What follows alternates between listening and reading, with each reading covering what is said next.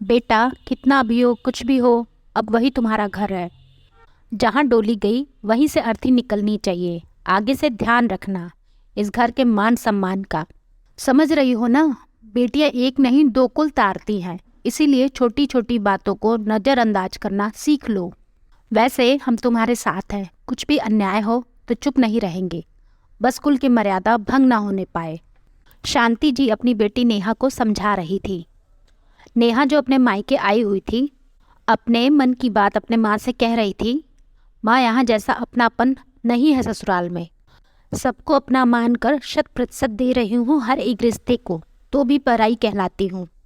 घर में कोई शुभ प्रसंग हो तो सब मिल बैठकर बातें करेंगे, लेकिन मुझे इस लायक भी नहीं समझा जाता कि मैं भी उस घर की सदस्य हूँ।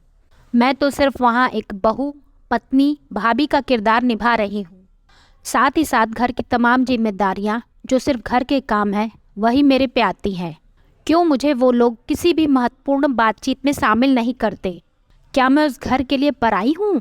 अपनी बात कहकर नेहा सवालिया निगाहों से माँ को निहारने लगी। बेटा, बेटियां होती ही पराई हैं। समाज के नीति निर्धारकों ने ये प्रथा बना दी कि बेटी तो शादी के बाद पराई हो जाती है और ससुराल ही उसका घर है। तो फिर माँ, जहाँ बचपन बीता, माँ पिता के लाड प्यार में, भाई के दुलार में, वो सब क्या था? क्यों फिर बेटियों को सिर्फ पराई है कहकर पालते पोसते हो? क्यों ममता लुटाते हो? जब बेटियों को पराई ही होना है किसी पराई के लिए। उदास होकर अपनी माँ के मन को टटोल रही थी। मैं भी क्या कर सकती हूँ? मैं भी तो ब्याह करके आई हूँ।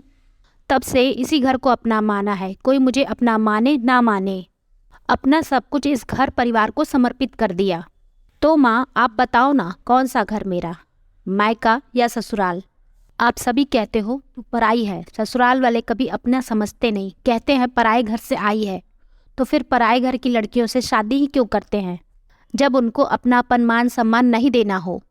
अपने विचारों के भंवरजाल में फंसी नेहा बस अपनी माँ से सवाल किए जा रही थी।